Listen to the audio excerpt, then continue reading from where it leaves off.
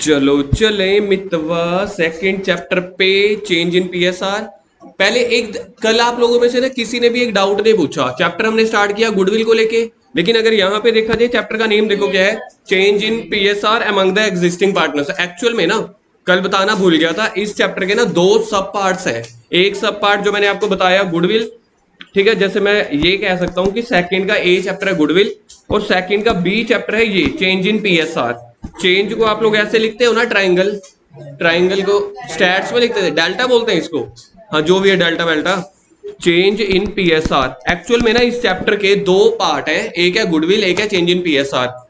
जो मैंने आप लोगों को फाइल दी है, जो नोट्स दिए हैं, उसमें मैंने चैप्टर्स को अलग अलग ही बना दिया। टीएस गरेवाल वाली बुक में चैप्टर्स अलग अलग बने हुए हैं और डीके गोल वाली बुक में दोनों को एक ही चैप्टर में बना डाल दिया गया। लेकिन आप ऐसे समझ के चलो ये दो चैप्टर्स है। पहला हमारा चैप्टर चलेगा गुडविल, गुडविल के बाद चलेगा 2 का B chapter change in PSR, वो अलग सिनेरियो है। कल हमने एक थीम डिस्कस की थी, अगर हम पूरा बिजनेस बेच रहे हैं, 70 लाख का सामान बिक रहा है, लेकिन हम पैसा देने के लिए रेडी थे 85 लाख, 15 लाख हम फालतू क्यों दे रहे थे? क्योंकि चली चुलाई दुकान में हिस्सा मिल रहा था, पहले ही दिन प्रॉफिट में हिस्सा मिलना शुरू हो जाएगा, उसकी वजह से मैं 15 लाख फालतू दे रहा हूं। क्या ये सच में फालतू थे? सच में फालतू नहीं थे। चला चलाया बिजनेस मिल गया, ब्रांड नेम मिल गया, और क्या चाहिए? 15 लाख फालतू दे दिया।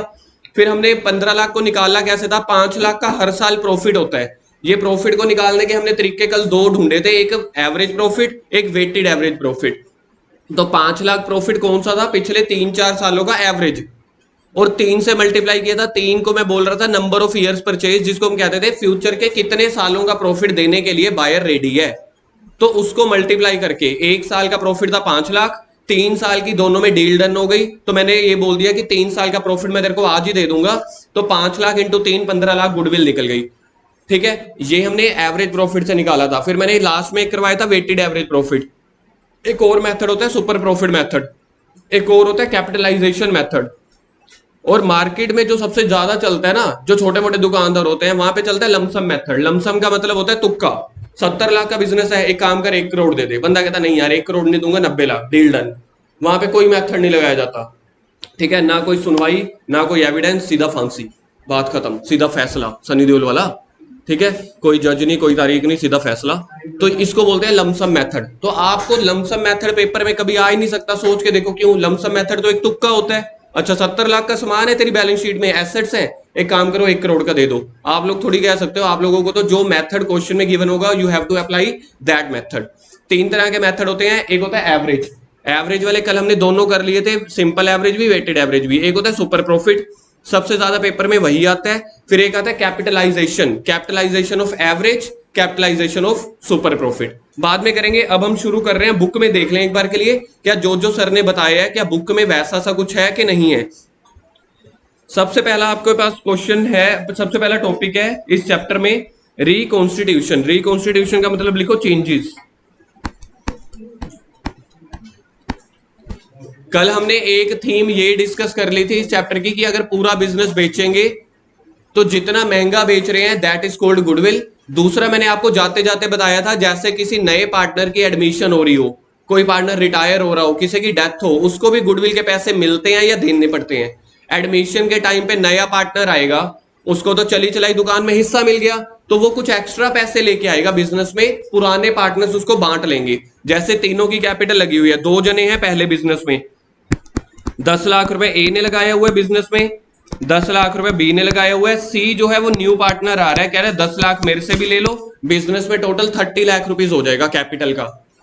लेकिन ये कह रहे हैं ए और बी तू 10 लाख नहीं लेके आएगा, तू 4 लाख एक्स्ट्रा लेके आएगा, क्योंकि हमने तो दुकान चलाने में 15-16 साल लगा दिए। अब दुकान चली चलाई, तेरे को तो पहले ही दिन हिस्सा मिल गया, तो तू 10 लाख रुपए कैपिटल के तो लेके ही आएगा, जो ए और बी ने बिजनेस में डाला हुआ पैसा। तो सी 10 लाख रुपए तो लेके ही आएगा ए और बी की बराबरी करने के लिए, 4 लाख रुपए एक्स्ट्रा लेके आएगा, और उस 4 लाख में से 2 लाख रुपए ये रख लेगा, 2 लाख रुपए ये रख लेगा। क्यों? क्योंकि 4 लाख रुपए को बोलते हैं गुडविल, और गुडविल के पैसे नया पार्टनर लेके आता है। क्यों? कल वाला कॉन्सेप्ट ही, चले चलाए बिजनेस में हिस्सा मिल गया। ऐसे ही जब रिटायरमेंट होगी, रिटायरमेंट के टाइम पे जो पार्टनर है, समझ लो ये 3 पार्टनर्स थे, बी कह रहा है मैं रिटायर हो रहा हूं जी, मैं दुकानदारी छोड़ के कनाडा शिफ्ट हो रहा हूं या हिमालय शिफ्ट हो रहा हूं, बस भगवान की भक्ति में लीन हो जाऊंगा, क्योंकि ये संसार जो है वो मोह माया में लिप्त है, ऐसा बोल रहा है बी। ठीक है। तो हिमालय में जाने के लिए पहले वो चंडीगढ़ के 2 दिन क्लब में गया। हाँ हाँ हाँ, अब ठीक है, अब लिप्त होऊंगा हिमालय में। भाई साहब ये कैसा है? तो कह रहे मैं बस बिजनेस से रिटायर हो रहा हूँ। तो रिटायर हो रहा हूँ तो एक ही बार पहले थोड़ा सा अपना खाता पीता जाऊं, फिर जाऊंगा हिमालय। बी कह रहा है, बी के कितने पैसे बिजनेस में लगे हुए हैं? बी के स्टार्टिंग में बिजनेस में लगे हुए थे 10 लाख रुपए। लेकिन वो कह रहा है 10 लाख रुपए लगे हुए हैं, 20 साल हो गए मैंने बिजनेस को एस्टेब्लिश किया है, तो कुछ पैसा उसका भी मुझे फालतू दो। कौन देगा? ए और सी। सर ए और सी क्यों देंगे? क्योंकि वो बिजनेस में रह रहे हैं। जो सी का हिस्सा, बी का हिस्सा होगा, वो भी तो ए और बी को मिलना शुरू हो जाएगा। पहले प्रॉफिट बढ़ता था, पहले पिज्जा बढ़ता था 3 जनों में, 6 पिज्जा की स्लाइस है, पहले बढ़ता था 3 जनों में, 2-2 स्लाइस आती थी। अब एक बंदा तो हिमालय पर्वत चला गया, पिज्जा वही है 6 स्लाइस वाला। अब ए और सी को कितना कितना मिलेगा? 3-3। मतलब प्रॉफिट तो उतना ही है, पहले 3 में बटता था, अब 2 में बटेगा। तो आने वाले फ्यूचर में ए और सी को फायदा होता है, इसलिए जो रिटायर हो रहा होता है ना, वो कहता है आने वाले सालों में मुझे प्रॉफिट में हिस्सा तो मिलेगा नहीं, मैं तो दुकान छोड़ के जा रहा हूं। तो आज मुझे आप लोग तुम गुडविल के पैसे दो, लमसम पैसे। तो दूसरी थीम रहती है इस चैप्टर में, 2 थीम्स हैं। एक कल वाली अगर पूरा बिजनेस बेच रहे हो, दूसरी थीम रहती है अगर एडमिशन हो रही है या रिटायरमेंट हो रही है फलाना ऐसे। तो ये रिकॉन्स्टिट्यूशन यहां से स्टार्ट होता है। तो गुडविल 2 तरीकों में काम आएगी। रिकॉन्स्टिट्यूशन का मतलब होता है अगर बिजनेस में कोई चेंज हो रहा हो, फॉर एग्जाम्पल जैसे first point, changes in the profit sharing ratio, change in PSR. पहले 2 बंदे थे, वो कह रहे हमारी पीएसआर है 2:1, लेकिन एक दिन एग्रीमेंट हुआ, कहते 2:1 में ना मजा नहीं आ रहा। जो ए वाला बंदा है ना, पहले वाला, वो कह रहा है मैं ज्यादा काम करता हूं, तो अब हम अपनी रेशियो को चेंज कर लेते हैं 3:1। अब हिस्सा किसको ज्यादा मिलने लग गया? ए को। तो इसको बोलते होते हैं चेंज इन रेशियो। कौन सी रेशियो? Profit sharing ratio. पहले हम अपना प्रॉफिट 2:1 में बांटते थे, अब 3:1 में बांटते हैं। तो जैसे ही बिजनेस में कोई चेंज आएगा, उस चेंज को बोला जाता है रिकॉन्स्टिट्यूशन। कॉन्स्टिट्यूशन का मतलब होता है बनाना, तो रिकॉन्स्टिट्यूशन का मतलब क्या होगा? दोबारा बनाना या चेंज करना। तो अगर बिजनेस में 2 पार्टनर्स हैं, वो अपनी प्रॉफिट शेयरिंग रेशियो को चेंज कर रहे हैं, तो उसको रिकॉन्स्टिट्यूशन बोला जाएगा। और हर रिकॉन्स्टिट्यूशन के टाइम पे गुडविल निकालनी पड़ती है बिजनेस की। अब इस केस में मेरे को बताओ किसको फायदा हुआ होगा और किसको लॉस हुआ होगा? ए को फायदा हुआ होगा, बिल्कुल ठीक है, क्योंकि पहले ए को 2 रुपए मिलते थे, अब 3 रुपए मिलते हैं। तो बी को नहीं, बी को नुकसान हुआ होगा, क्योंकि 2 पार्टनर है, अगर एक को फायदा हो रहा है तो दूसरे से ही निकल रहा होगा ना वो फायदा। आप पता है क्या देख रहे हो? आप देख रहे हो उसको 1 मिल रहा है, अभी भी 1 मिल रहा है। भाई साहब पहले 3 रुपए थे बिजनेस में, अब बिजनेस में 4 रुपए हैं। ध्यान से देखो ना, 3 और 1 4 है। उसको 1 का 1 मिल रहा है, उसको 3 मिल रहे हैं। तो अगर एक को फायदा हुआ है तो दूसरे को नुकसान हो ही रहा है ना। अगर बिजनेस में प्रॉफिट 4 है तो प्रपोर्शनेटली बी को भी तो थोड़ा ज्यादा मिलना चाहिए था। मतलब कहने का ये मतलब है, अगर वो पीएसआर चेंज करते हैं तो जिसको प्रॉफिट हुआ ना, वो गुडविल के पैसे देगा उसको जिसको लॉस हो रहा है। क्यों? क्योंकि आने वाले टाइम में उसको प्रॉफिट में हिस्सा ज्यादा मिलता है। किसको? जिसने अपना शेयर सैक्रिफाइस किया। तो जब भी बिजनेस में रिकॉन्स्टिट्यूशन होगी, गुडविल कैलकुलेट करनी पड़ेगी। गुडविल देता कौन है? देता वो है जिसको प्रॉफिट हो रहा हो, मिलती उसको है जिसको लॉस हो रहा हो। बताऊंगा अभी क्या क्या होता है। एडमिशन के टाइम पे, एडमिशन का टाइम पे मैंने आपको बताया है, ये ऊपर वाला केस करवा दिया था। ए और बी थे, ए और बी के पास 2 जने थे, सी आ गया। सी कितने पैसे लेके आया? 10 लाख रुपए। 10 लाख इसके पास थे, 10 लाख इसके पास। पूरे बिजनेस में अब कितना पैसा हो जाएगा? 30 लाख। कह रहा है ऐसे नहीं चलेगा जी, धंधे ऐसे नहीं चलते, हमने तो बिजनेस एस्टेब्लिश किया है। कौन कह रहा है? ए और बी। तो सी से 4 लाख रुपए एक्स्ट्रा लिया जा रहा है गुडविल का। अब 4 लाख कैसे निकाली? तो पहले बिजनेस की गुडविल निकालनी पड़ेगी। तो जब सी बिजनेस में एडमिट हो रहा है, पहले कितने पार्टनर्स थे सी से पहले, अब कितने हो गए? तो बिजनेस में चेंज आया, तो इसका मतलब है that is also a part of reconstitution. तो ये रिकॉन्स्टिट्यूशन के पॉइंट चल रहे हैं। एक बार अपने बुक में देखो कितने पॉइंट्स हैं टोटल रिकॉन्स्टिट्यूशन के। 5। पहला है चेंज इन पीएसआर। अगर आप आपस में अपनी हिस्सेदारी चेंज कर रहे हो, पहले 60% 40% था, अब 50-50 कर लिया, या 70-30 कर लिया, या 2:1 था 3:1 कर लिया, तो भी रिकॉन्स्टिट्यूशन है, तब भी गुडविल निकालनी पड़ेगी। सेकंड में एडमिशन, ये तो साफ ही पता लग रहा है, पहले बिजनेस में थे 2 जने, क्लेश डालने के लिए तीसरा भी इन्वॉल्व कर लिया, तो ये रिकॉन्स्टिट्यूशन है। अगर इसको समझो तो ऐसे, एक लड़का था बैचलर, विक्की कौशल, उसकी लाइफ में कौन आई? ओए ओए ओए, उसकी लाइफ में आई कैटरीना कैफ। क्या वो रिकॉन्स्टिट्यूशन ऑफ लाइफ है? बिल्कुल है। पहले सिंगल था, अब मिंगल हो गया, मतलब डबल हो गया। पूछ के बताऊंगा वाइफ से। फिर तो कहता होगी होगी। तो एडमिशन का मतलब क्या है? जब ब्लश कर रहा हूं, तुम बड़े मजे लेते हो। चलो भी, एडमिशन, अगर बिजनेस में एडमिशन हुई है, 2 से 3 हो गए या 1 से 2 हो गए, ठीक है, तो उसको भी रिकॉन्स्टिट्यूशन बोला जाएगा। तो रिकॉन्स्टिट्यूशन के टाइम पे गुडविल निकाली जाएगी। गुडविल निकाल के जो भी सी है ना, नया पार्टनर, उसका हिस्सा निकाला जाएगा। वो अपने गुडविल के पैसे एक्स्ट्रा लेके आएगा, ए और बी आपस में बांट लेंगे। तीसरा है retirement of existing partner. For example, Babita, Jethalal and, अच्छा जेठालाल नहीं है, Babita, Geeta and Sita are partners. 3 partners हैं, उनकी रेशियो है आपस में 1:2:3। सीता रिटायर, मतलब तीसरे वाला बंदा रिटायर हो गया। बबीता के घर वाले का नाम क्या था? अय्यर। तो इसको ऐसा ही समझो। तो सीता एक्चुअली ना आगे इमेजिनेशन चलेगी कि अय्यर चला गया, जेठालाल आ गया। नहीं जी नहीं। अब बबीता, गीता और सीता की बात करते हैं। सीता बिजनेस से रिटायर हो गई, ठीक है। It amounts to reconstitution. पहले बिजनेस में कितने बंदे थे? 3। एक चला गया हिमालय पर्वत, कितने बच गए? चाहे बिजनेस में बंदा जुड़े चाहे निकले, that is a part of reconstitution. और जैसे रिकॉन्स्टिट्यूशन होगी, गुडविल कैलकुलेट करनी पड़ेगी। फिर गुडविल के पैसे सीता को मिलेंगे। क्यों? क्योंकि पिछले कई सालों से वो बिजनेस को एस्टेब्लिश करके गई है। रीजन समझ आ गया? एडमिशन वाला पार्टनर लेके आएगा क्योंकि उसको चले चलाए बिजनेस में हिस्सा मिल रहा है। रिटायरमेंट वाला चला चलाया बिजनेस छोड़ के जा रहा है, तो फिर गुडविल के पैसे लेके जाएगा। तो 3 पॉइंट हमने पढ़ लिए। चौथा, डेथ ऑफ अ पार्टनर। जैसे ये रिटायरमेंट वाले में सीता तो गई हिमालय पर्वत, लेकिन जो डेथ वाला पार्टनर था वो गया सीधा कैलाश पर्वत, मतलब वो सीधा ही स्वर्ग लोक चला गया। तो देखा जाए, बिजनेस में 3 बंदे थे, एक मृत्यु लोक में चला गया, कितने बच गए? 3 से रह गए 2। क्या ये रिकॉन्स्टिट्यूशन है? यस। चाहे 3 से 2 रह जाए, चाहे 2 से 3 हो जाए, चाहे रेशियो चेंज कर ले, दैट इज रिकॉन्स्टिट्यूशन। और रिकॉन्स्टिट्यूशन के टाइम पे गुडविल निकालनी पड़ेगी। सर इसमें गुडविल के पैसे किसको मिलेंगे? डेथ वाले को। सर फिर बाकी पार्टनर्स को भी मरना पड़ेगा, ऊपर जाना पड़ेगा, उसको पैसे तो देने हैं। पॉइंट तो देखो, रिटायरमेंट वाले को भी तो आप गुडविल के पैसे फालतू दे रहे थे ना। क्यों फालतू दे रहे थे? क्योंकि वो चला चलाया बिजनेस छोड़ के जा रहा है। डेथ वाला बंदा भी तो पिछले 20 साल से 15 साल से बिजनेस चला रहा होगा, अब उसको भी तो पैसे देने हैं। कह रहे दे कर दे दो। या फिर दूसरा देखो, मेरे पास तो सबसे सिंपल तरीका है, मर जाओ और ऊपर चले जाओ, उसको गुडविल के पैसे दो। पर मेरे को फिर किसी एक समझदार बंदे ने बोला, सर खाली हाथ आए थे खाली हाथ जाएंगे, पैसा तो जाता नहीं है, तो मरने का फायदा नहीं हुआ। एक बंदा मरा था, ऊपर जाके उसको पता लगा हो फायदा ही नहीं हुआ। एक बंदे ने ऐसा ट्राई किया था, मैंने उसको कहा था, वो मर गया मेरे कहने पे, और ऊपर चला गया। ऊपर जाके फिर मेरे पास फोन आया, सपने में फोन आया, कहता है यार मैं पहुंच गया हूँ, पैसे पहुंचे नहीं, अब क्या करें, अब तो 2 मर गए। दिल का कनेक्शन भी कोई चीज होती है, दिल का कनेक्शन। Blushing again. तू बड़ा कुछ सोच रहा है।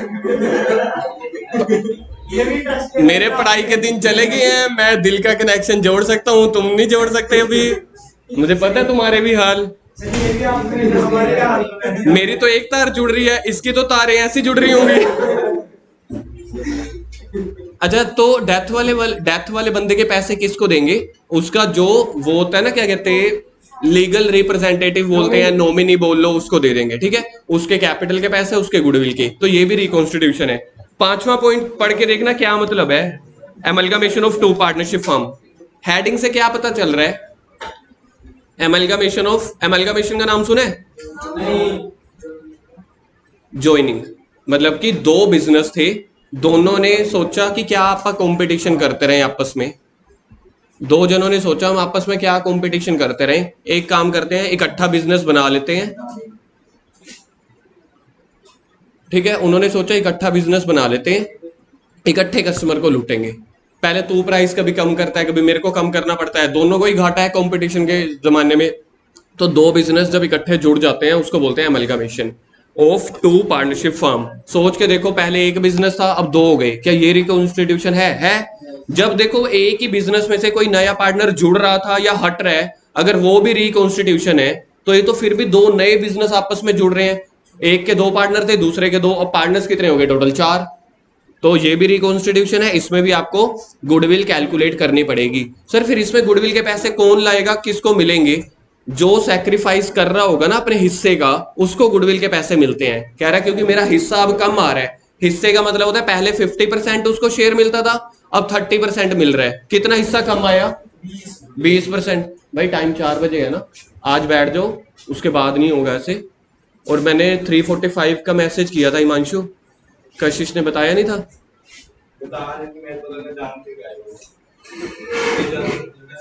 फिर भी टाइम 4 बजे है ना।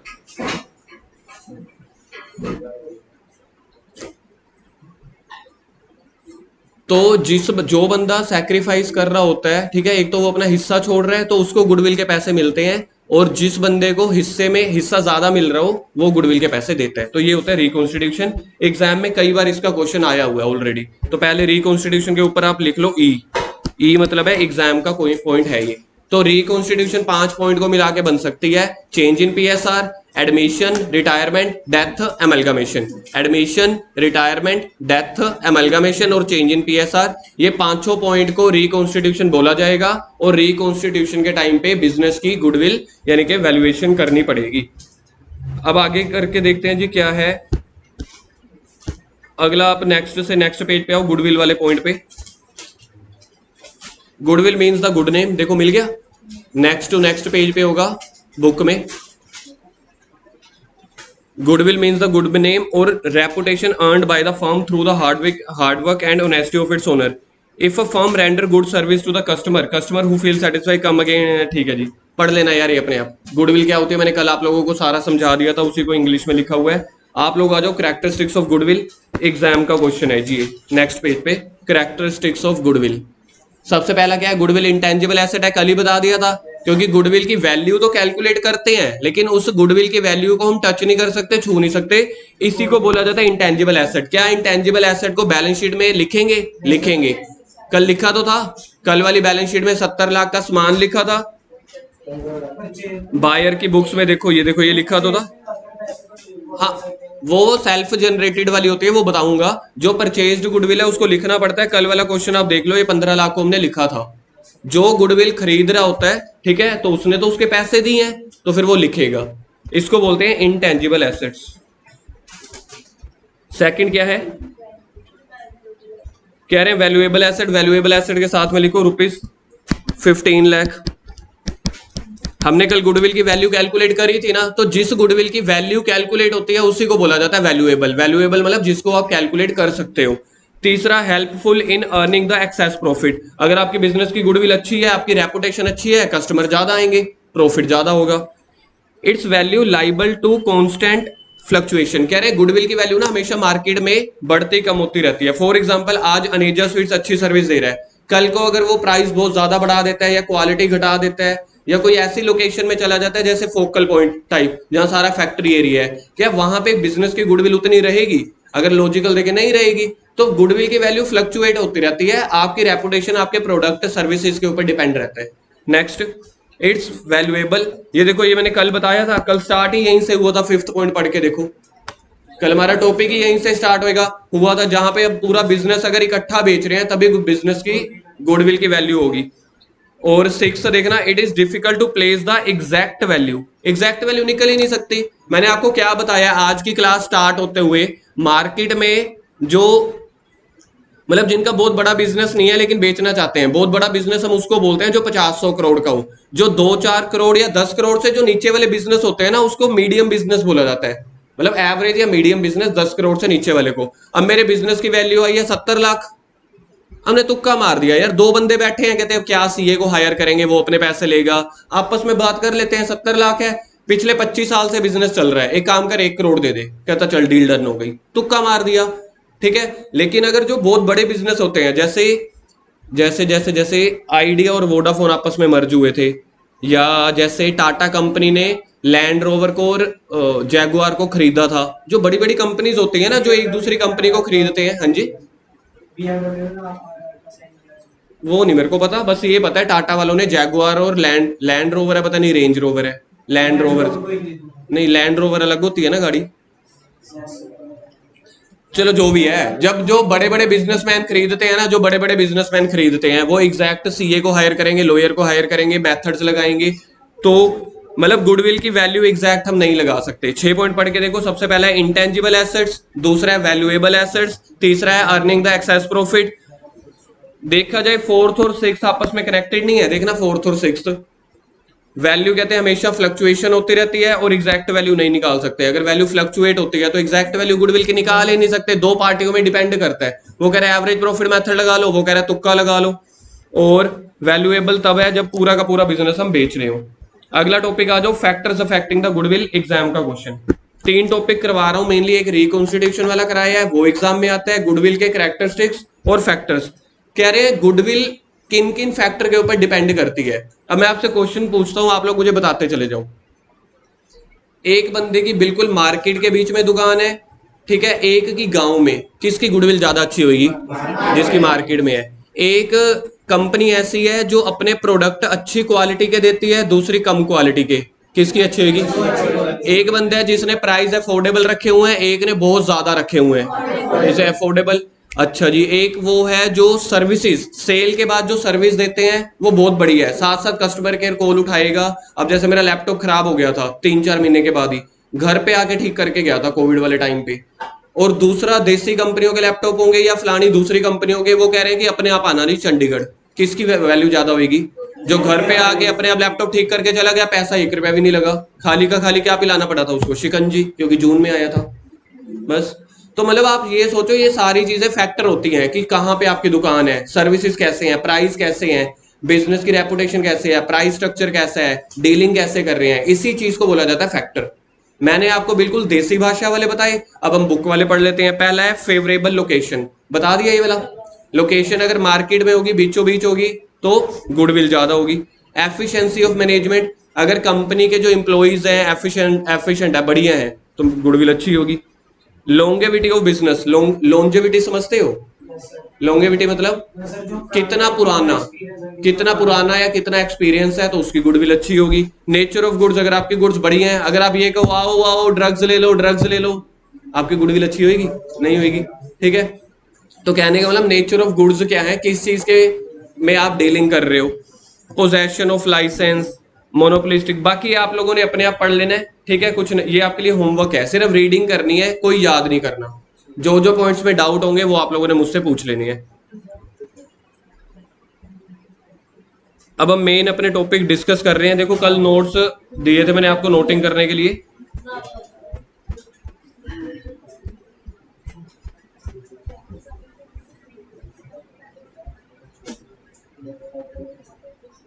सबसे पहले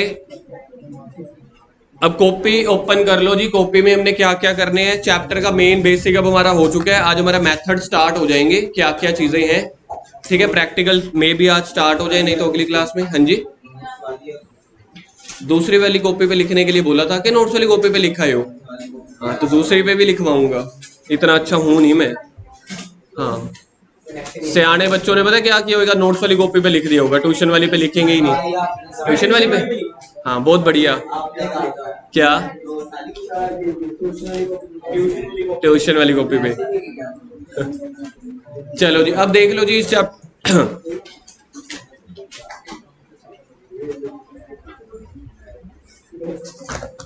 इस चैप्टर में अब हमने क्या क्या टॉपिक्स कवर अप करने हैं। टॉपिक दिख रहे हैं आपको, 5 टॉपिक्स है टोटल। एक तो मीनिंग ऑफ गुडविल, जमाई थ्योरी टॉपिक है, पेपर में कभी नहीं आता, हमने पढ़ भी लिया क्या होता है। सेकंड टॉपिक पढ़ना क्या है, क्लासिफिकेशन ऑफ गुडविल। लविश इधर, सेकंड टॉपिक क्या है, क्लासिफिकेशन ऑफ गुडविल।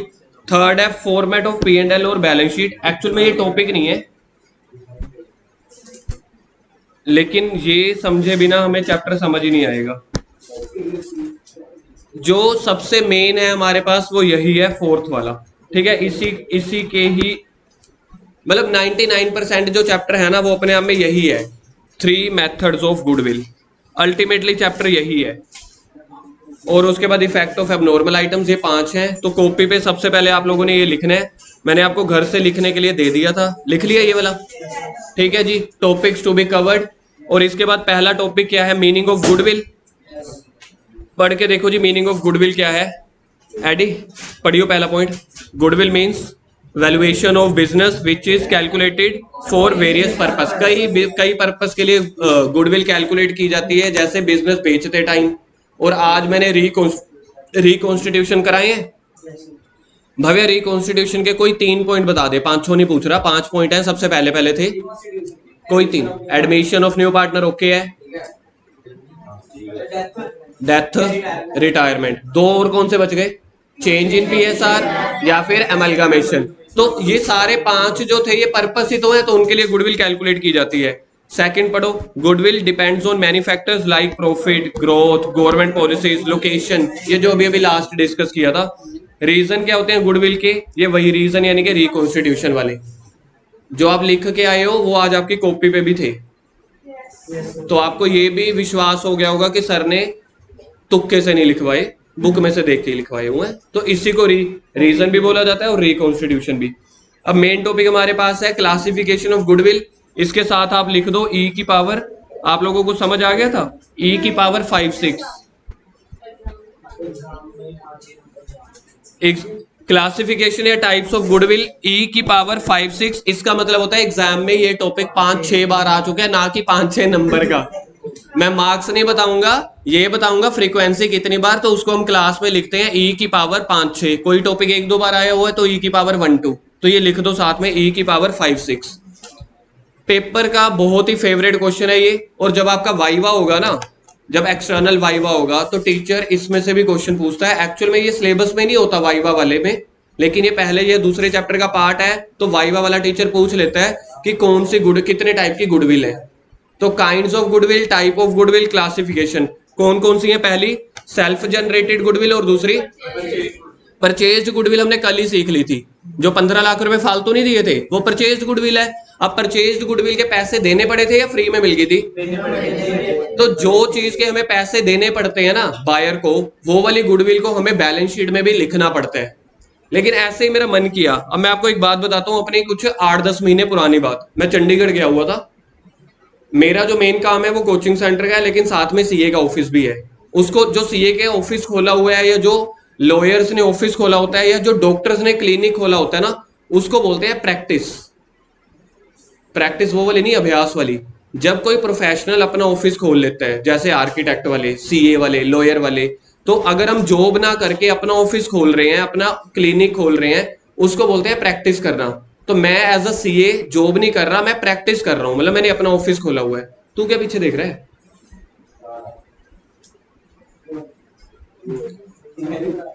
देख, या तो दोनों बाहर चले जाओ या दोनों बैठे रहो, क्या चाहते हो? हाँ, तो अगर वो बुलाए तो जाने का नहीं, हाँ देखना भी नहीं।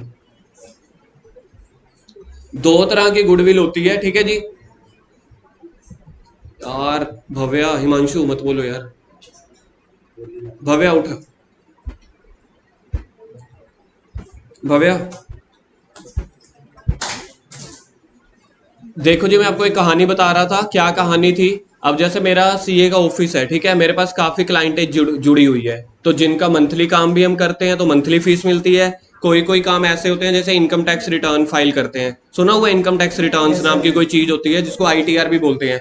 जिसने बाहर जाना है, फॉरेन जाना है, कनाडा जाना है, तो उसके पेरेंट्स की 3 सालों की रिटर्न भरनी पड़ती है। तो जिन्होंने बाहर जाना है फ्यूचर में, तो अपने पेरेंट्स से पूछ लेना कि आईटीआर फाइल करते हो या नहीं करते। 3 सालों की आईटीआर फाइल करनी पड़ती है, साल में 1 बार जाती है। तो ऐसे मेरे पास समझ लो 200-300 क्लाइंट्स हैं, जिनका हर महीने, सुखलीन इधर, जिनका हर मंथ काम करते हैं, वो अलग तरीके के क्लाइंट होते हैं, किसी का 3 महीने। तो मेरे पास ऐसे समझ लो 300-400 पर्सन की क्लाइंटेज है, जहां से मुझे मंथली या क्वार्टरली या हर साल पैसा आता है। तो मैंने क्या किया, मैंने कहा मेरा ऑफिस मैं अपना बेचना चाहता हूँ। मैंने वैसे एक्चुअली अपने बिजनेस की वैल्यू नहीं लगाई थी, तो मेरे को किसी ने ऑफर किया कि हम ना 4-5 जने हैं सीए के ऑफिस में पार्टनर, तो या तो तू अपना ऑफिस हमें बेच दे या हमारे बिजनेस में पार्टनरशिप कर ले। ऑफिस बेचने का मतलब ये होता है कि ये नहीं है कि वो इस बिल्डिंग में आ जाएंगे, लाइक मेरी क्लाइंटेज बिक जाएगी, मैं उसको अपनी सारी डिटेल दे दूंगा, तो उन्होंने मेरी वैल्यू लगाई बिजनेस की कि तेरी हर साल कितना पैसा आता है। फॉर एग्जाम्पल मैंने बोला 5 लाख रुपए, मैंने बोला 4 लाख। कहते एक काम कर, 2 साल का प्रॉफिट तो हमसे ले ले, मतलब कि 8 लाख रुपए उन्होंने मेरे बिजनेस की वैल्यू लगाई। इसी को बोला जाता है गुडविल। क्योंकि जब हम सामान नहीं बेच रहे, खाली खाली अपनी इंफॉर्मेशन बेच रहे हैं मार्केट में, दिल्ली और चंडीगढ़ वगैरह में इस चीज के भी काम होते हैं। लोग क्या करते हैं, इंस्टाग्राम की प्रोफाइल बना लेंगे, 1-2 मिलियन के यूट्यूब चैनल सब्सक्राइबर बना के वो करोड़ों में या लाखों में बेच देते हैं। ऐसे ही ऑफिस का होता है जिसके पास डेटाबेस है। आज की मार्केट में वही बंदा पैसा कमा सकता है जिसके पास डेटाबेस है। फेसबुक कैसे पैसे कमा रहा है, उसके पास पूरे वर्ल्ड का डेटाबेस है, गूगल सबकी ईमेल आईडीज है। इंस्टाग्राम के पास क्या है, सारा डेटाबेस है हर किसी के बंदे में। जो बड़े बड़े सेलिब्रिटीज हैं या जिसको क्या बोलते हैं इन्फ्लुएंसर, उनके अकाउंट में होता नहीं है कि 2 मिलियन फॉलोअर्स है ये वो, तो उसके साथ कोलैबोरेशन करते हैं। तो एक एक कंपनी उसको 5-5 लाख रुपए दे देती है कि हमारी कंपनी के बारे में बोल देना 3-4 बार, ये लो जी 5 लाख। तो आज की जिंदगी में ना डेटाबेस से ऊपर कुछ नहीं है। तो कल को जिसने काम करना है फ्यूचर में, तो ये ऑप्शन आप हमेशा जरूर लेके चलना कि कैसे आप किसी चीज का प्लेटफॉर्म बना सकते हो। मेरी इंस्टा आईडी पे जैसे 950 फॉलोअर्स हैं, अगर बाई चांस 9500 फॉलोअर्स होंगे ना जिस दिन, या 10K हो जाएंगे कभी किसी साल में, तो मेरे पास एजुकेशन वाले या स्टेशनरी वाले या कोई दुकानदार आएंगे मेरे पास कि एक काम करो, अपनी वीडियो में या अपने इंस्टाग्राम पोस्ट पे ना हमारे बारे में ये चीज का पोस्ट डाल देना, ये डाल देना, आपको हम पैसे दे देंगे। तो आज की जिंदगी में पैसा ऐसे भी कमाया जा रहा है, और यूथ को सबसे ज्यादा पता है पैसा ऐसे ही कमाया जा रहा है आज की डिजिटल मार्केटिंग जिसको बोला जाता है। मैं मोहाली बैठा था, 1.5 साल पुरानी बात है। कहते एक काम करना, तो हमारे बिजनेस में पार्टनरशिप कर ले, तेरी वाली जो क्लाइंटेज है हमें दे दे, अगर तुझे सिर्फ कोचिंग सेंटर में जाना है। तो उन्होंने मेरे बिजनेस की वैल्यू डाल दी थी 8 लाख रुपए। मैंने कहा नहीं जी, मैं 2 साल का प्रॉफिट क्या करूंगा, दो मतलब 8 लाख रुपए का मतलब आप समझ रहे हो क्या है। एक साल में मेरे को क्लाइंट 4 लाख रुपए देके जाते हैं टोटल। तो उन्होंने दो नंबर ऑफ ईयर परचेज उन्होंने 2 बोला। मैंने कहा नहीं यार, 2 साल के बदले में मेरे को 3-4 साल हो गए ये क्लाइंटेज बनाते हुए, मैं सिर्फ 2 साल का प्रॉफिट लेके एग्जिट मार जाऊं। तो मैंने कहा नहीं। तो मेरे को ऑफर आई 15 लाख की, फाइनल ऑफर 15 लाख से 12 लाख के बीच में। कहते हैं हम तेरे को ना 12 से 15 लाख देते हैं, तो अपना ऑफिस बंद कर दे, जो क्लाइंटेज है या जो तू पार्टनर है ना हमारे साथ जुड़ जा, फिर जितने भी क्लाइंटेज होंगे ना उस कंपनी में आएंगे, उस फर्म में, ना कि तेरे वाली फर्म में, वहां से हम इकट्ठे काम करेंगे। तो उसने मेरे बिजनेस की गुडविल लगाई। मैंने सोचा यार 8 लाख में तो नहीं है, तो मैंने बोला नहीं यार 15 लाख होना चाहिए। मैं बिजनेस बेच नहीं रहा, लेकिन फिर भी मुझे लगता है कि मेरे जो सीए ऑफिस की वैल्यू है वो 15 लाख के आसपास होनी चाहिए। मैंने मन ही मन में कैलकुलेट करी, ठीक है जी। ऐसे ही बिहारी लाल की गुडविल क्या होगी, समझ लो उसकी दुकान में सामान पड़ा है 2.5 करोड़ का, फिर भी वो आपको कहेगा मैं तो 4 करोड़ लूंगा। क्यों? क्योंकि 1950 से है उसकी दुकान, बिहारी लाल वाले की 70 साल से। वो कह रहा है कि 3 करोड़ का, 2 करोड़ का मेरा सामान पड़ा है, कितने का बोला था मैंने, 2.5 करोड़ का, लेकिन मैं बेचूंगा 4 करोड़ की। तो 1.5 करोड़ उसने क्या किया, उसने बोला 1.5 करोड़ एक्स्ट्रा ले रहा हूं गुडविल का। तो जब गुडविल को हम बेच नहीं रहे, सिर्फ और सिर्फ एक मार्केट के हिसाब से कैलकुलेट करना चाहते हैं कि मेरी दुकान इतनी पुरानी है या मेरा कस्टमर बेस इतना है, तो मेरा बिजनेस कितने में बिक सकता है। तो जब गुडविल मैं बेचने के लिए नहीं, अपनी खुद की सेटिस्फैक्शन के लिए देखना चाहता हूं कि कितने में बिक सकता है, उस गुडविल को बोलते हैं सेल्फ जनरेटेड गुडविल। पहला पढ़ना क्या लिखा हुआ है, सेल्फ जनरेटेड। दूसरा क्या लिखा हुआ है, परचेज गुडविल का केस कल था जब अनेजा स्वीट्स वाले ने 70 वाला सामान कितने में बेचा था, 85 में। तो 15 लाख की गुडविल जिसके बदले में मैं पैसे दे रहा हूं, उसको तो मेरे को बैलेंस शीट में रिकॉर्ड करना होता है, क्योंकि उसके बदले में पैसा गया है। जिस गुडविल को हमने खरीदा बेचा नहीं, सिर्फ अपने एक बिजनेस की वैल्यू निकालने के लिए कैलकुलेट कर लिया मन ही मन में, वैसे ही तुक्का लगा के, उसको बोलते हैं self generated goodwill. Self generated goodwill को कभी भी बैलेंस शीट में नहीं दिखाया जाता। कहीं आप एक काम करो, आप लोगों ने अपने बिजनेस की बैलेंस शीट बनाई, बैलेंस शीट में बोला मैं ये बिजनेस बेच नहीं रहा, जैसे हमारी एमसीए का मुंगिया कॉमर्स एकेडमी। अब दिल्ली में क्या हुआ था, 4-5 महीने पहले ना हमारे सीए में ना टेस्ट सीरीज होती है, खैर +2 की भी लेता हूँ, मेरे पास चंडीगढ़ मोहाली के बच्चे होते हैं। आखिरी 2 महीनों में ना हमारे यहाँ पे टेस्ट सीरीज चलती है। जो यहाँ का स्टूडेंट नहीं भी होता ना, तो 1000, 1500, 2000 रुपए में टेस्ट सीरीज चलेंगे 2 महीने, उसमें 15 टेस्ट होते हैं हर तीसरे चौथे दिन। ऐसे ही दिल्ली में एक सर है, वो सीए की टेस्ट सीरीज लेते हैं। सीए की टेस्ट सीरीज मतलब कि सीए के जो एग्जाम होते हैं पूरे इंडिया में, हर सीए आपके पेपर फाइनल कब आते हैं, 1 साल के बाद। सीए वालों के पेपर आते हैं साल में 2 बार। एक अभी चल रहे हैं एट प्रेजेंट, आज सीए वालों का पेपर है, एक होते हैं मई में, मई के बाद 6 महीने कब होते हैं? नवंबर में। तो साल में 2 बार पेपर होते हैं। तो बहुत बच्चे टेस्ट सीरीज लेते हैं, मेरी भी टेस्ट सीरीज है, मोबाइल ऐप में भी और ऑनलाइन भी। इवन मेरे पास तो 2-3 टेस्ट सीरीज दुबई के और नेपाल के भी थे आज से 1-1.5 साल पहले। तो आपके सर विदेशों तक लिंक है जी आपके सर के। नेपाल में भी अपने स्टूडेंट बैठे हैं, दुबई में भी, क्योंकि नेपाल और दुबई में इंडिया की सीए चलती है, बांग्लादेश में भी चलती है। मतलब 3-4 कंट्रीज हैं अपनी जो अपने आसपास है। बाकी जैसे छत्तीसगढ़ लगा लो, मुंबई लगा लो, गुड़गांव, बहुत सारे स्टूडेंट होते हैं मेरे हर साल। ठीक है, हर साल नहीं, हर अटेम्प्ट में, हर 6 महीने बाद। तो मेरी जो टेस्ट सीरीज है वो तो 30-40-50 बिकती हैं सिर्फ पूरे इंडिया में, जिसमें से 20-25 होती हैं ट्राई सिटी की, चंडीगढ़ पंचकुले की, बाकी 2-2 3-3 अलग अलग शहरों की होती हैं। जो दिल्ली वाले सर हैं उनके पास कम से कम ना करते 30-35 हजार टेस्ट सीरीज बिकती हैं। तो उन्होंने ना कम से कम 40-45 जने टीचर हायर किए हुए हैं टेस्ट बनाने के लिए और चेक करने के लिए। आज से 4-5 महीने पहले पुरानी बात बता रहा हूँ, उन्होंने अपनी ना बिजनेस की वैल्यूएशन निकाली और वो टेस्ट सीरीज, जैसे समझ लो मैं हूं, मैंने कहा यार ये वाला टेस्ट सीरीज का ना सारा कंपनी मेरे को बेच दे। पता है कितने में बिकी? 100 करोड़ प्लस में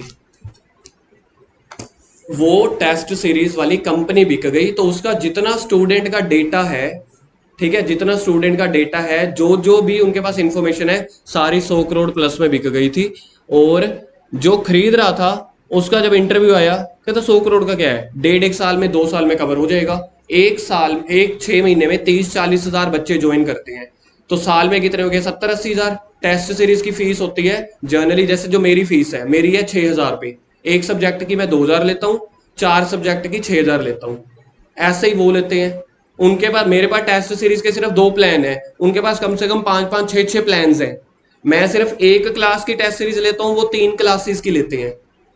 तो उनकी 100 करोड़ में उन्होंने क्या किया, 5-6 साल लगा के कस्टमर बेस तैयार किया, इंस्टा पे ये वो ऐड उड करके वो सारा सेटअप बना लिया, 100 करोड़ में बेच दीजिए कंपनी।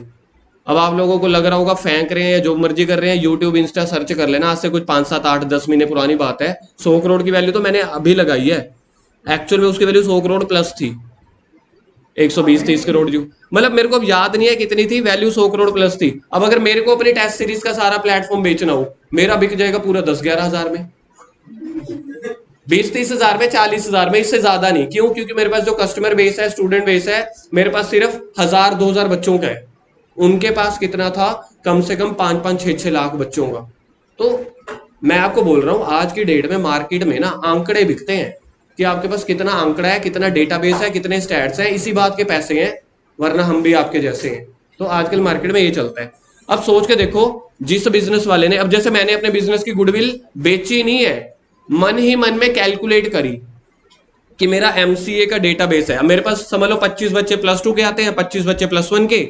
मेरा मन किया कि मैं ना +2 बंद करके जा रहा हूं किसी और टीचर को, फलाना जो राजपुरा में अकाउंट्स पढ़ाता होगा, मैंने कहा कि मेरे पास ना 50 बच्चों का डेटा है, 10 महीने पड़े हैं, सारे बच्चे मैं तेरे पास भेज देता हूं, 50 में से 40 तो लग ही जाएंगे कि अगर वो टीचर भी अच्छा पढ़ाता होगा, मैंने आपको रिकमेंड कर दिया होगा, तो बात तो ठीक है।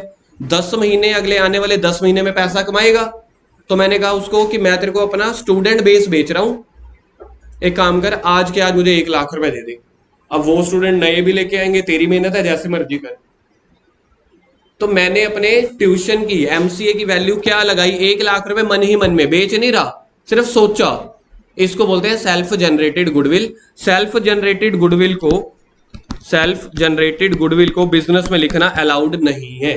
मेन टॉपिक पेपर में यही आता है। आपको मैंने बड़े सारे रीजन भी बता दिए, एक्चुअल कहानियां भी बता दी, इमेजिनेशन वाली वो फिगर भी बता दी। तो यहां से आपको पता चलना चाहिए कि सेल्फ जनरेटेड और परचेज्ड गुडविल क्या होता है। सेल्फ जनरेटेड गुडविल वो होती है जो सिर्फ आपने मन से सोची है।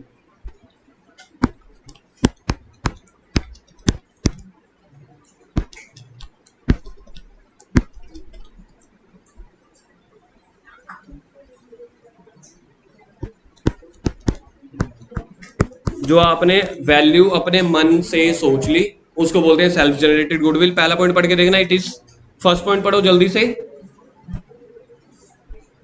हाँ जी, पहला पॉइंट, सेल्फ जनरेटेड में पहला पॉइंट क्या है? Internally generated goodwill for owners own purpose. हमने अपनी वैल्यू वैसे ही निकाल ली कि मेरा बिजनेस कितने में बिक सकता है। परचेज गुडविल में पढ़ो क्या लिखा हुआ है, it is calculated at the time of sale and purchase of, और ये हमने कल भी डिस्कस किया था, आज भी। पूरा बिजनेस बेचेंगे तभी। क्या हो गया आप लोगों को? अभी मैं नींद खोलता हूँ, 1 मिनट। अभी अभी बस इस पॉइंट के बाद मैं अभी बच्चों की नींद खोलने वाला हूं। अब देखो ट्रीटमेंट पढ़ के देखो, ट्रीटमेंट में क्या लिखा हुआ है? It is never recorded in the balance sheet as per AS 26। AS का मतलब होता है अकाउंटिंग स्टैंडर्ड्स। अकाउंटिंग स्टैंडर्ड में अकाउंट्स के रूल्स लिखे होते हैं। आजकल इसको इंड एएस भी बोलते हैं। पेपर में ये क्वेश्चन आने की पक्की पक्की उम्मीद है। एएस 26 अगर तो एएस की फुल फॉर्म है वो है अकाउंटिंग स्टैंडर्ड, इंड एएस की इंडियन अकाउंटिंग स्टैंडर्ड। एग्जाम में ये क्वेश्चन आने की पक्का उम्मीद है क्योंकि पिछली बार आया नहीं था। कौन सा रूल कह रहा है? एएस 26 या इंड एएस 38? ये कहता है कि बिजनेस में जो सेल्फ जनरेटेड गुडविल है उसको नहीं लिखना, सिर्फ उसी गुडविल को लिखना है जो आपने सच में खरीदी है, जिसके पैसे दिए हैं। As per AS 26, as per AS 26 तीसरा पॉइंट पढ़ना, intangible asset amount is not paid to anybody. क्योंकि इंटरनल जनरेटेड वाले में किसी को पैसे तो दिए नहीं जाते। जब पैसे दे नहीं रहे तो आप खरीद नहीं रहे, खरीद नहीं रहे तो उसकी वैल्यू तो आपने मन से निकाली है। तो मन वाली वैल्यू अकाउंट्स में नहीं लिखी जाती, एक्चुअल वैल्यू लिखी जाती है। आगे टॉपिक शुरू हो रहा है जी, methods of valuation of goodwill. Main तो यही टॉपिक है, methods of valuation of goodwill. हाँ जी, मेरे को बताओ किस किस को नींद आ रही थी? हाँ जी, किस किस को नींद आ रही है? ਤੁਹਾਨੂੰ नींद आ रही है? ਤੁਹਾਨੂੰ नहीं आ रही है? बताओ बताओ, ਤੁਹਾਨੂੰ भी आ रही है? नींद आ रही है? उठो इधर आओ, खड़े हो जाओ। जिसको नींद आ रही है खड़े हो जाओ। अरे उठो, जल्दी उठो। आप भी उठो, आपके देख रहे हो, उठो। नहीं उठो उठो। अच्छा बैग अपने कंधे पे लगाओ जैसे कल लगाया था। जल्दी करो। हाँ छुट्टी कर रहा हूँ, बैग कंधे पे लगाओ। कोई बात नहीं, बैग कंधे पे लगाओ ना, कल भी तो लगाया वो था। आप अभी तो उठे नहीं, उठो कैसे? अरे उठो तो सही।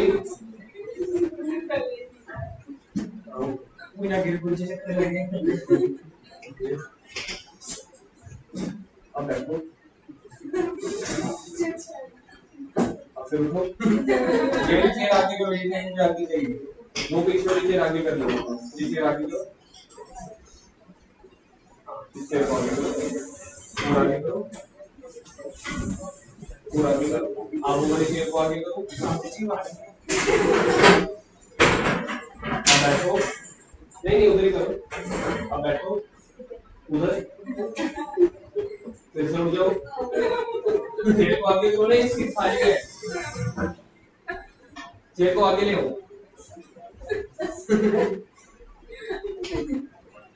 आपने अभी तक बैग नहीं लगाया, बैग बैग कंधे पे लगाओ। अरे लगाओ, कल भी तो अरे कल भी तो लगाया था। पूरी करो, लेकिन अभी मैं मर गया। वो वाली खड़ी है, एक क्लास वाली करो अच्छे से।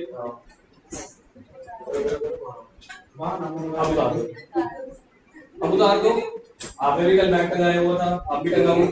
हाँ शाबाश शाबाश। आप इसका बैग ही टंगाओ, देखता हूँ मैं कि उसका बैग कैसे आप टंगा सकते हो। जल्दी जल्दी जल्दी, गुड। मेरे को तो किसका बैग ज्यादा लिखा है, किसका ज्यादा भारी है? लगाओ तो सी पहले पूरा।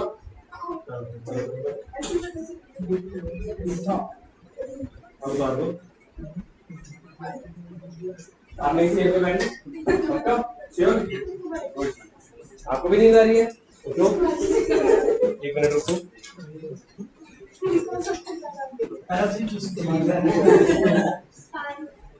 मेरे लिए पानी बनाओगे? प्यास लग रही है? वहां पे फ्रिज पड़ा है, बनाओगे? तभी तो आपके पास शक्तियां तो होंगी, ऐसे पानी है ना? नहीं बन गया होगी, कोई बात नहीं। मेरे दोस्त होते, मेरे भाई होते, अभी तक पानी पिला देते, आपने पानी नहीं पिलाया। चलो जी, क्या टॉपिक है? हिरिल पढ़ना एक बार, खड़े होके पढ़ो। क्या लिखा हुआ है? अरे बैठ के पढ़ने में अपमान होता है, खड़ के पढ़ो। हाँ हाँ हाँ, बैग 1 मिनट, बैग सुरभि को दो, अब पढ़ो। 1 मिनट, काम मुझे अच्छा सा नहीं लग रहा, बैठ बैठो, 1 मिनट बैठो, अब पढ़ो। गुरजोत को बुलाओ। गुरजोत, उसने क्या बोला है, फिर सुन लेना। चलो जी, टॉपिक क्या है, methods of valuation of goodwill. कल हमने टॉपिक डिस्कस किया था लास्ट में कि गुडविल की वैल्यू निकालनी है। गुडविल की वैल्यू निकालने के क्या क्या तरीके हैं। लविश इधर यार शुरू हो गया। गुडविल की वैल्यू निकालने के 3 तरीके हैं। एवरेज प्रॉफिट मेथड में हमने कल दोनों सीख लिए थे। सिंपल एवरेज में क्या था, पिछले 3-4 सालों के प्रॉफिट ले लो, नंबर ऑफ ईयर परचेज से मल्टीप्लाई कर दो तो गुडविल थी। और दूसरा मेथड होता है वेटेड एवरेज। पहले वाले का सेकंड, मतलब पहले वाले के 2 मेथड हैं। पढ़ के देखो क्या क्या नेम लिखे हुए हैं, सिंपल एवरेज और पहला कौन सा है, दूसरा। ये पहले के 2 पार्ट थे। अब सेकंड मेथड पढ़ो क्या लिखा हुआ है, super profit. Third method capitalisation method. ऊपर वाले दोनों मेथड को लेके बन गया capitalisation of average profit, capitalisation of super profit. अगर आप कैपिटलाइजेशन देखोगे, कैपिटलाइजेशन का पहला पढ़ना क्या लिखा हुआ है, capitalization of average profit, capitalisation of super profit. अब पहला मेथड हम स्टार्ट कर रहे हैं, simple average method. Simple average method में गुडविल कैलकुलेट करने का फॉर्मूला क्या होता है, पढ़ो एक बार। Average profit multiply by number of year purchase. Number of year purchase मैंने आपको कल समझा दिया था कि हम कितने सालों का प्रॉफिट देने के लिए रेडी हैं सामने वाले बंदे को।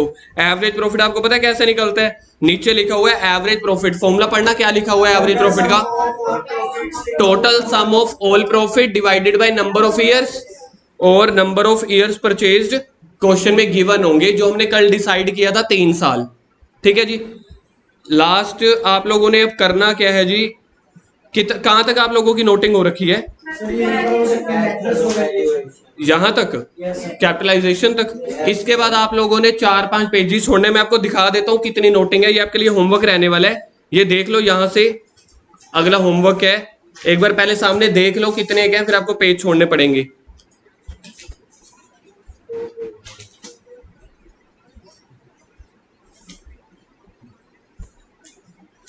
आपको कम से कम 5-6 पेजेस छोड़ने पड़ेंगे। 5-6 पेजेस छोड़ने के बाद यार एक काम करो ना, आपका मेथड तक हुआ है ना, लिखो पहला मेथड लिखो, ये वाला अभी हम कर रहे हैं। लिखो कॉपी पे, लिखो फर्स्ट मेथड। यहां तक आप लोगों ने लिख लिया है, नमन लिख के आए, दोबारा उस वाली कॉपी पे भी लिखने पड़ेंगे क्या, दोनों कॉपी पे जाएंगे तो ट्यूशन वाली कॉपी पे लिखना है ना। लास्ट यहां तक लिखा हुआ है आपने थर्ड मेथड तक। अब लिखो जल्दी से एवरेज प्रॉफिट मेथड। अब डिटेल शुरू कर रहे हैं। हिमांशु लिखना शुरू करो, 2 पेजेस छोड़ देना, उसके बाद लिखना। ये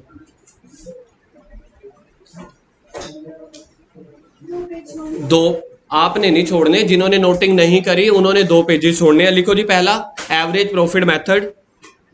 एवरेज प्रॉफिट का फर्स्ट कौन सा था, सिंपल एवरेज मेथड। तो लिखो फर्स्ट का फर्स्ट सिंपल एवरेज मेथड।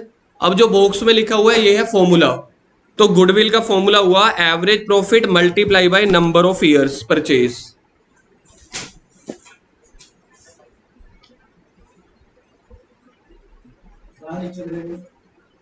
एक मिनट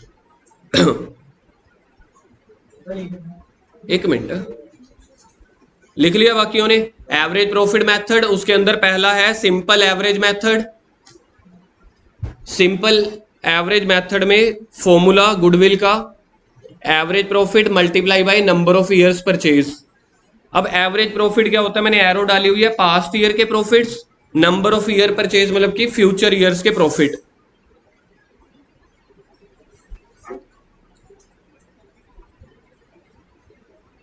उसके बाद है कि एवरेज प्रॉफिट कैसे निकलता है। एवरेज प्रॉफिट बॉक्स में लिखा हुआ है total sum of all the profits, total sum of all profits divided by number of years. ऊपर फर्स्ट जो तीनों मेथड थे उसके सिर्फ हमने नेम्स लिखे थे जो मैंने घर से लिखने के लिए दिए थे। यहां पे डिटेल फॉर्मूला यही है, पेपर में क्वेश्चन इसी के आते हैं। और नंबर ऑफ ईयर परचेज्ड क्या है, वो हमेशा क्वेश्चन में गिवन होता है, कभी भी हमने अपनी मर्जी से नहीं लेना होता, क्वेश्चन में जो गिवन होगा वही।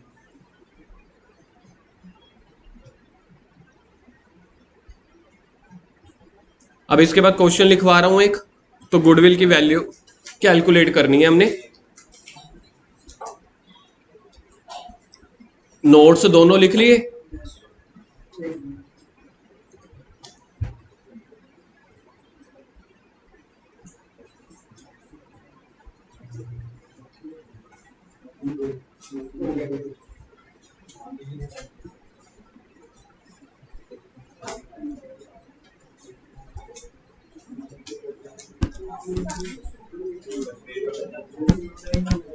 लिखो जी example, find goodwill of 2.5 years purchased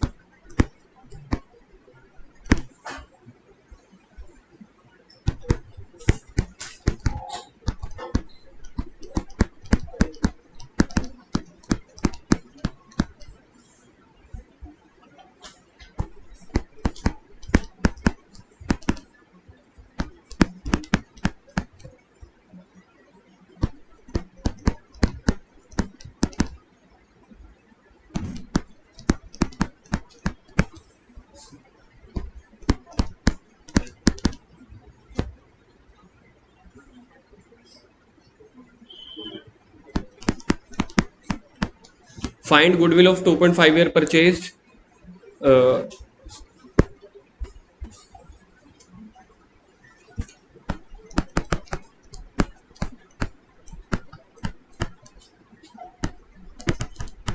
ये लिखवाना भूल गया था, with the average profit method. देखिए ना क्वेश्चन समझ में आ गया आपको। 2.5 साल क्या है, नंबर ऑफ ईयर परचेज, मतलब दो पार्टियों में डील हुई कि हम आपको प्रॉफिट का 2.5 साल का मतलब 2.5 गुना प्रॉफिट दे देंगे, उसको बिजनेस की गुडविल निकालेंगे और निकालना है 4 सालों के डेटा को यूज करके। अब यहाँ पे 4 सालों का डेटा दिया हुआ है, कौन सी ऐसी अमाउंट है जो आपको थोड़ी सी डिफरेंट लग रही है? 30,000 वो क्या है? लॉस है, मतलब कि किसी ना किसी साल बिजनेस को घाटा हो गया होगा, ये लॉस है बिजनेस के लिए। ठीक है जी। अब सबसे पहले सॉल्यूशन में हमें पता है क्या लिखना होगा, सॉल्यूशन में सबसे पहले हमें गुडविल का फॉर्मूला लिखना पड़ता है। तो गुडविल का फॉर्मूला क्या होगा? एवरेज प्रॉफिट, अभी मैंने आपको लिखवाया तो चाहे आप अपनी कॉपी पे देख सकते हो, average profit multiply by number of years purchased, average profit multiply by number of years purchased. अब मेरे को निकालना पड़ेगा एवरेज प्रॉफिट, तो सबसे पहले यहाँ पे आप लोग अपने लिए स्पेस छोड़ दिया करो कि ठीक है, जो जो अमाउंट आएगी वो यहाँ पे फिल कर देंगे। अब मेरे को निकालना है वर्किंग नोट किसका? एवरेज प्रॉफिट का। एवरेज प्रॉफिट का फॉर्मूला क्या होता है, आप पढ़ के देख लो, total sum of all the years. तो मेरे पास कौन कौन से साल हैं? 17, 18, 19, 20। तो देखा जाए एवरेज प्रॉफिट निकलेगा 60,000 प्लस 70,000। अब लॉस को मैं ऐड करूं या माइनस कर दूंगा? तो लॉस को माइनस कर देंगे हम, जो प्रॉफिट्स हैं उसको ऐड कर देंगे हैं। और लास्ट में क्या था? चौथे साल का प्रॉफिट क्या था? 20-21 का। अब डिवाइड 3 से करूं या 4 से? पर एक साल में तो लॉस था, कोई बात नहीं, क्योंकि लॉस वाले पॉइंट को भी हमने कंसीडर तो किया है ना, उस वाले साल को भी कंसीडर किया है, तो डिवाइडेड बाय 4। टोटल प्रॉफिट कितना आ रहा है चारों का ऐड करके?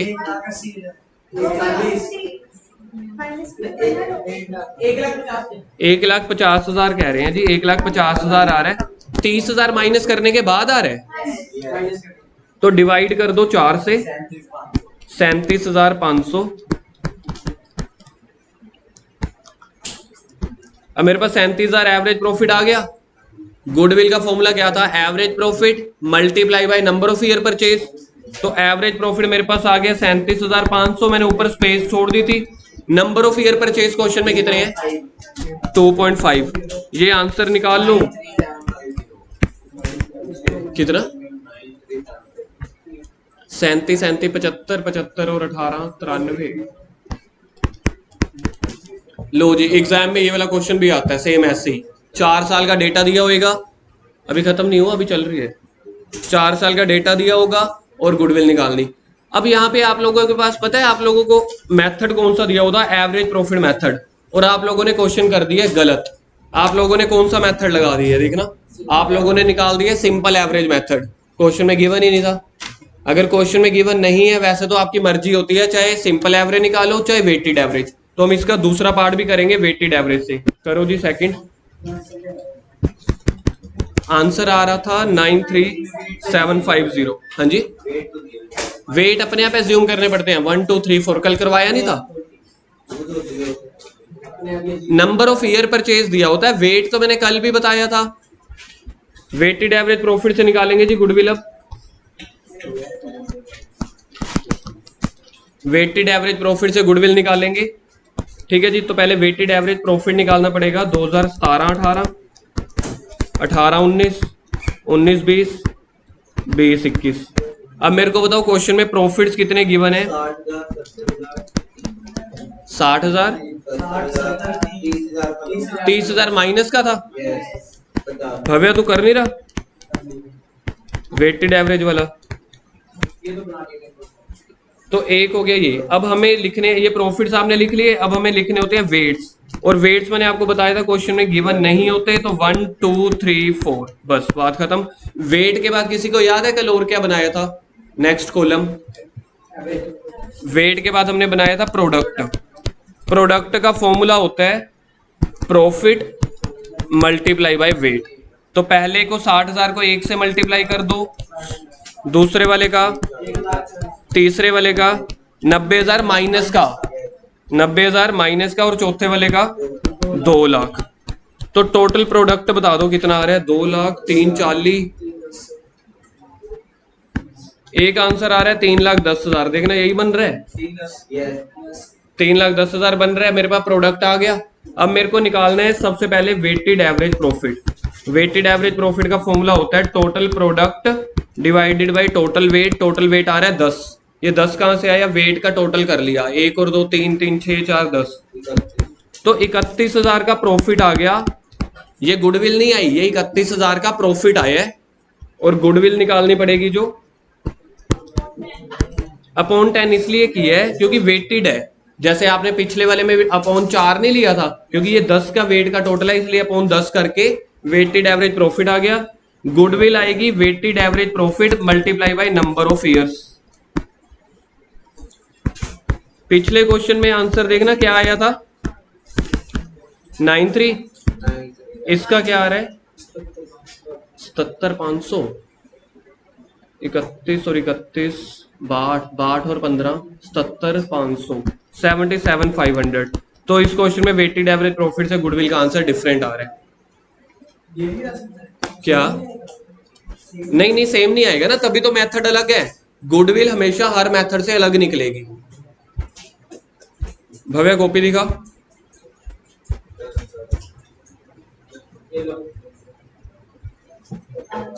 देख लो भैया।